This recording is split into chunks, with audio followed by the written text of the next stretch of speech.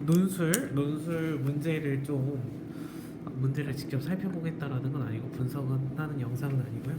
제 실력상 분석을 막 이렇게 문제 난이도 어떻다 이렇게 할 실력은 아니어서 그냥 논술고사가 어떻게 바뀌었는가 그런 거를 좀 보려고 저 공부하려고 하는 거예요. 원래 전에는 120분에 문제가 두 문항이었더라고요. 두 문항. 근데 지금 이게 바뀌면서 어떻게 됐냐면 시간이 줄어들고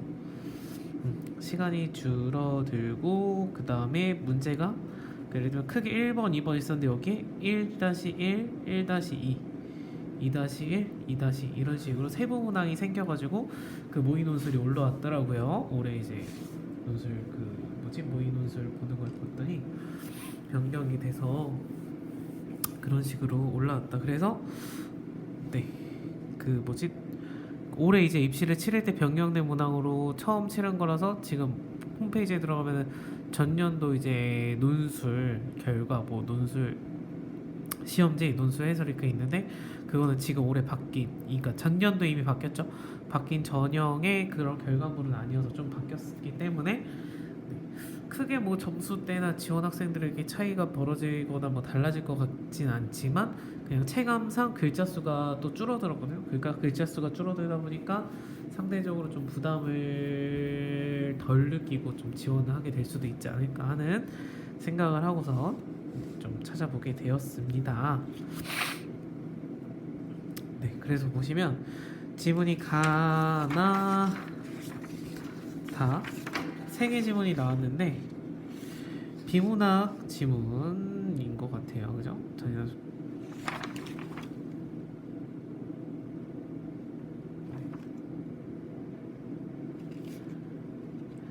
주제 보니까 낙인, 소년 문제, 엄벌주의, 흉악 강력 문제 사회와 관련된 인문계열 문항을 지금 살펴보는 거고요. 그래서 어쨌든 전에는 1번 하고서 문제가 하나 있었는데 지금 보면은 제시문 2개에 대해 관점 비교하는 거, 2개 질문 내용에 대해서 관점을 비교하는 거니까 내용 일단 요약이라고 보시면 되겠죠. 내 생각 어떻게 추가적으로 하는 건 아니니까. 그 다음에 제시된 표현에 드러난 최근 10년간 발생 추세를 범죄 유형별로 분석하고 이러한 현상에 대한 대응 방안을 가나를 활용하여 기술하시오. 가나 지문의 관점에 맞춰가지고 기술을 해야 되는 내용들이 되어 있는 것 같습니다. 그래서 표가 이렇게 주어져 있어요. 표가 이렇게 주어져 있어서 이런 데이터를 보고서 어떻게 되는지. 그래서 이거 보시면은 출제 의도가 다 나와 있어요. 그 다음에 여러분들이 꼭 이 논술 내가 어디 교과서에 나왔다는 거야, 어디서 내가 고등학교 하는 게 맞아, 방역 범죄에 대해서 이런 걸 내가 배웠다고 할 수 있는 출제 근거가 어디에서부터 이거를 출제해서 자료를 발췌해서 했는지 여러분들 자료가 다 나와 있기 때문에 의심스러운 분들은 한번 보시면 되겠고, 그래서 어떤 의도로 갖고 이 문제를 출제했구나라는 것도 여기 충분히 다 설명이 돼 있어서 여러분들이 자료를 뽑아서 내가 논술 이거 문제를 올바르게 해석했는가 하는 것도 방향성을 올바르게 했는지도 직접적으로 비교해 보실 수가 있어요. 그래서 보시면 해설도 되게 친절하게 잘 되어 있습니다. 제시문별로 가나다가 지문 3개가 있었잖아요. 그 3개에 대한 내용이 어떤 내용을 담고 있는지 나와 있고, 그 다음에 표도 어디서 나왔고 어떤 내용을 담고 있는지 자세하게 나와 있다. 그러면 여러분들 만약 공부를 한다고 생각을 하면 제시문을 읽었어. 이거 문제를 직접 처음부터 풀어봐도 되겠지만 개인적으로 생각할 때 제시문 내용 요약하는 것부터 시작해서 문단 내용 정리하는 것부터 시작해서 해야 되지 않을까, 그런 관점에서 봤을 때 제시문 내가 요약을 했다, 요약한 내용의 주요 단어나 그런 문구들을 내가 올바르게 했는가라는 거는 스스로 피드백할 수 있을 정도로 충분히 설명이 잘 되어 있어서, 그 다음에 유튜브 보니까 다른 분들 훌륭하신 선생님들께서 막 분석해 주시고 설명해 주시고 있는 무료 영상들도 많이 있더라고요. 물론 이제 그게 실질적인 첨삭이나 그런 것까지 안 들어 있어서 이제 오픈되어 있는 강의로 이렇게 하시고 홍보 차원에서 해주시는 거지만, 그거를 보고 스스로 충분히 공부할 수 있을 정도로는 다 가이드를 잡아주시고 내용을 알려주시니까 그런 영상들 여러분들 참고하시면서 공부하시면 좋지 않을까 하는 생각들을 해봅니다. 그죠? 그래서 여기 보면은 채점 기준도 나와 있어요. 지금 여기 다음 페이지 넘어가서 채점 기준 하고선 네, 그 채점 기준은 뭐 정확하게 해도 되는데 예시 답안도 나와 있으니까 주요 원했던 용어나 등장했으면 하는 단어들이 언급이 돼 있습니다. 여기에도 직접적으로. 그렇다고 하면은 나는 그 단어들을 이게 주요 내용에 포함된다고 생각을 하고 표시를 하면서 뭐 읽었는가, 올바르게 캐치가 됐는가 라는 것들을 여러분들이 직접 보시고, 그 다음에 사실 내가 올바르게 썼는지 안 썼는지 잘 확인, 스스로 피드백하기는 참 어렵긴 하겠죠. 그래도 예시 답안이나 주요 단어들은 있으니까 그 단어랑 예시 답안을 보고서 네, 비교를 하시면서 네, 스스로 어느 정도의 첨삭도 할 수 있지 않을까, 연습할 수 있지 않을까. 그 다음에 EBS에 가시면은 논술 여러분들이 첨삭 받을 수 있는 서비스가 있어요. 그 무료로, 물론 선착순으로 인원수 제한이 있지만 거기서도 다 예시 답안이랑 여러분들이 쓴 답안을 이런 방향성으로 고쳤으면 좋겠습니다 하는 것들 충분히 연습하고 하는 것들을 할 수 있기 때문에, 나 논술은 안 해봤어, 논술은 몰라, 논술 동네 학원도 없는데 이렇게 해가지고 뭐 논술을 난 그래서 못했다, 준비 못했다 이런 핑계를 안 하시고 한번 찾아서 노력을 해서 해보셨으면 좋겠어요. 그래서 등급도 나와 있어요. 뭐 이게 세부 번호들 각 항목들이 있기 때문에 그런 것들이 다 충족됐는지 그런 것들을 스스로 어느 정도 가채점도 해볼 수 있겠다라는 거. 그래서 여기에서 예시 답안이 나와 있습니다. 이렇게 예시 답안도 있고요. 보니까 그 모의 테스트, 이제 모의 논술 시험을 본 거잖아요. 그래서 우수 답안도 있더라고요. 그래서 뭐 가장 FM대로 연습하는 것 중에는 예시 답안을 보면은 네, 예를 들면 비교하라고 했으면 비교를 나 따로 다 따로 요약했는가, 그죠? 나, 다 했는가, 그럼 비중이 얼마나 됐고 여기 사용된 단어들이 내가 비슷하게 방향성으로 갔는가, 아니면 나는 내용이 좀 중구난방으로 됐는가 라는 것들을 비교해서 볼 수가 있고, 그 다음에 여기 내용에서도 어떻게 문단, 어느 정도에서 글자 수에서 문단을 나눴고, 네, 답안 작성되는 방식이나 사용된 단어 톤들이 어떻게 되어 있는지도 네, 다 보고선 확인해 볼 수 있다. 그래서 만약에 쓰고자 하는 대학교가 있으면 그 대학교 예시 답안이나 학생이 쓴 우수 답안 사례들을 보고서 그 자료들을, 그런 패턴이나 그런 논리적 전개들을 예시 답안을 분석해가지고 그런 문체도 익히시고 그런 글의 구조도 익히셔가지고 그렇게 쓰는 연습, 분량도 그렇게 나눠 쓰는 연습을 하시면 스스로 하는 거에 있어서는 그렇게 하시면 어떨까 하는 생각을 합니다. 그래서 계열문항이 여기서는 이제 그 뭐지, 이번에는 실제 출제된 문제는 제가 가서 풀어보지 않았고 제 학생 중에 한 적이 없어가지고 모르겠는데, 여기 첫 번째 질문에서는 지금 보니까 그 답 이번에 비문학이었어요. 이전에는 그 뭐지 1, 2, 3 그 문제 보면은 그 모의 논술 공부에서도 그렇고 다 문학 비문학 섞여 있었는데 지금 1번에는 없었던 것 같고, 지금 계열문학 2번에는 문학 작품이 등장하네요. 이제 문학 작품이 여기 이제 타이틀명도 문학이 들어있네. 문학, 윤리, 사상, 사회. 네, 과목으로 보면 세 가지 과목이 나눠져 있네요. 보니까 여기가 전체가 100분인데 1번 문항이 50분, 2번 문항이 50분 쓰는 거니까 분량에 있어서는 비슷하게 나왔다라는 거네요. 그래서 이전에도 1번, 2번 뭐 글의 지문 분량은 비슷했고 했기 때문에 아마 이것도 시간 균등해서 비슷한 난이도의 결을 갖고 있는 난이도의 지문이지 않을까. 개인적으로 문학 작품이 있으면 너무 어려워가지고, 문학 작품에 플러스 지금 윤리잖아요. 윤리면 철학적인 어떤 그 이 사상에 대해서 사회적인 것을 가지고 비유적으로 표현한다거나 하는 것들을 비유적으로 된 걸 좀 직관적으로 내가 풀어내서 사회적 문제로 풀어내서 해야 되는 그런 것들이 있어서 개인적으로는 문학 작품이 좀 분석하는 게 어렵고 공부하기 어렵지 않을까 하는 생각을 해요.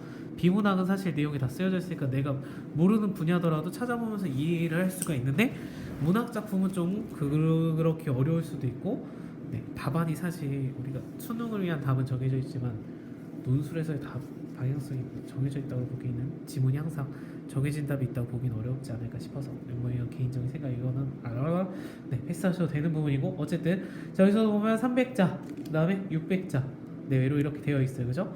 그 지문에 나타나 있는 공통적인, 이번에는 비교가 아니라 공통, 얘네들이 같은 맥락에서의 내용을 어떤 걸 갖고 있다라는 거죠. 그거를 요약하는 거. 그러니까 첫 번째 문제는 글자 수가 300자 내외로 되어 있으니까 요약하는 연습, 글의 내용을 올바르게 핵심 내용을 뽑아내고 핵심 키워드를 뽑아냈는가, 논술의 기본이 되겠죠. 네, 이 각 지문마다 말하고자 하는 요점을 제대로 정리해낼 수 있는가, 긴 지문을 줄여서 탁 소스만 알차게 착 짜낼 수 있는가, 뽑아낼 수 있는가 하는 것들 기본 기초를 보겠다.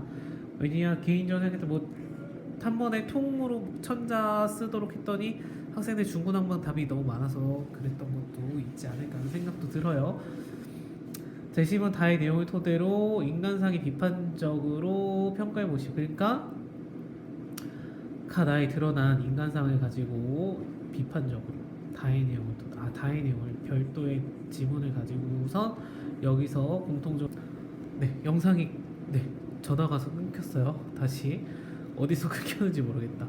어쨌든 그래서 새로 지문 세 개가 있는데 얘를 기점으로 해서 얘를 기준으로 해가지고 두 지문에 나타나. 그러면 느낌상 둘은 같은 내용이고 얘가 좀 이거에 대한 평가할 수 있는 어떤 기준점을 다르게 또 제시를 하는 건가 봐요. 네.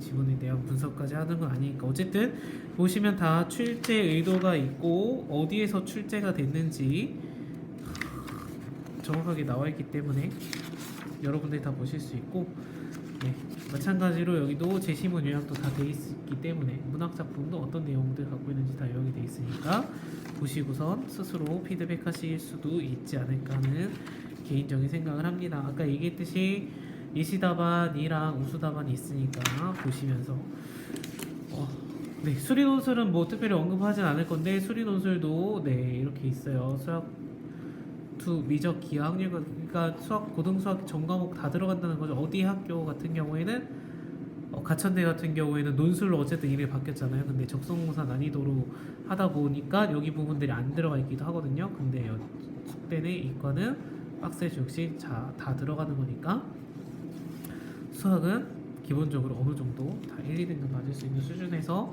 내용을 다 알고 있어야지 도전을 뭐 해보고 말고 고민할 수 있는 역량이 되지 않을까 하는 생각을 합니다.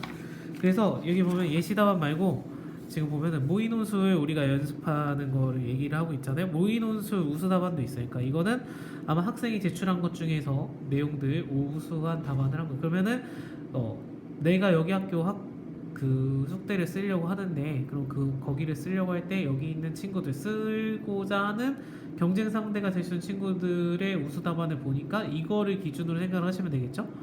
네, 합격 평균이 뭐 90점이었다. 그러면 뭐 우수 답안이니까 여기는 평균 이상이니까 뭐 95에서 100점을 주는 답안이지 않을까. 그럼 얘랑 예시 답안이랑 보면서 이 학교에서 원하는 방향성, 네, 그 답안의 방향성이 어떻구나라는 것들을 보시고서 충분히 연습하실 수 있지 않을까 라는 생각이 개인적으로 듭니다. 그러니까 이게 새로 바뀐 거의 첫 번째 자료잖아요.